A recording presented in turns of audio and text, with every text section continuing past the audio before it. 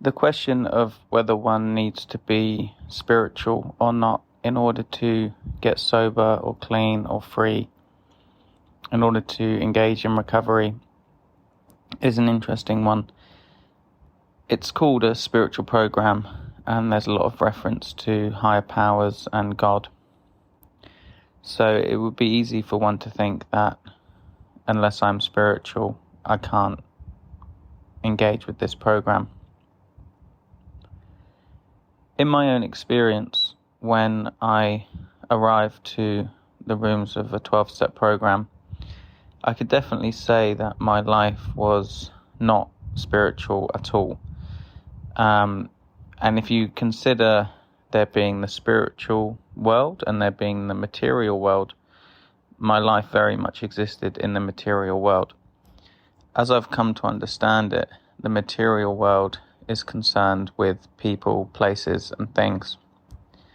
It's concerned with myself, my drinking, the relationships in my life, money, all of the things of the world that we consider to be material. The spiritual world, I really didn't have much experience with beyond conceptual. I'd obviously heard about higher powers and gods and different religions and faiths, but it wasn't something that I'd ever really engaged with.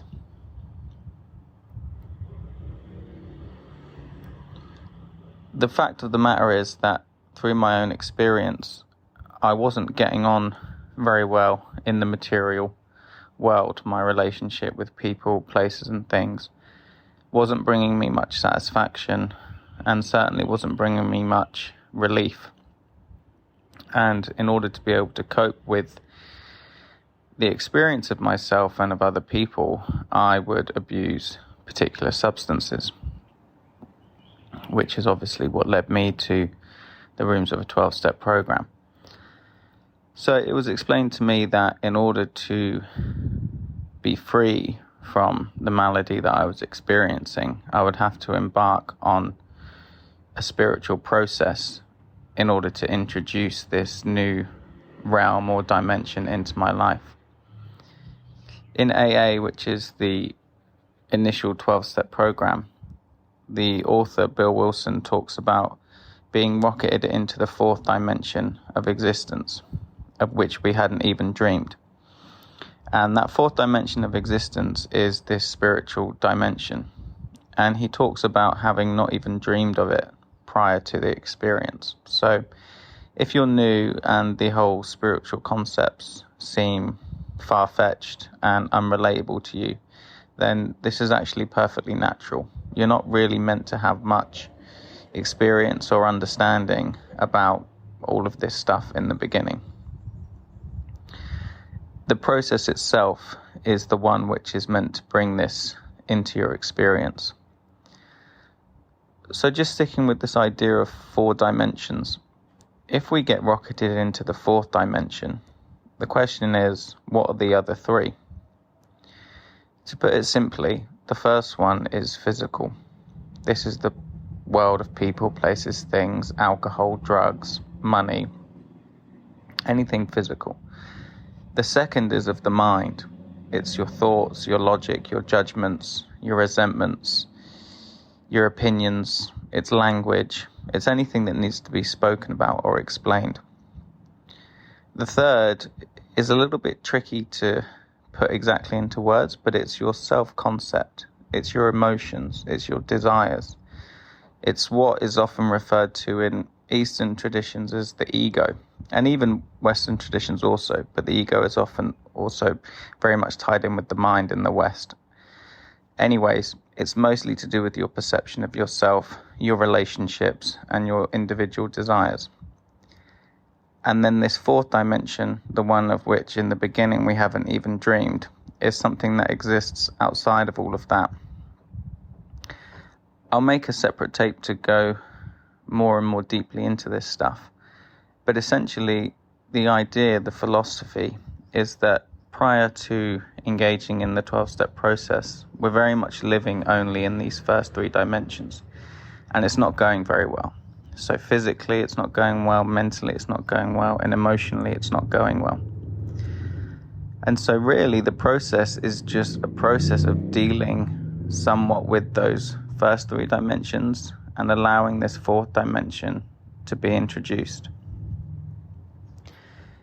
It's very easy to get caught up on the ideas of God and a higher power as being something very outside of ourselves and very ethereal and religious.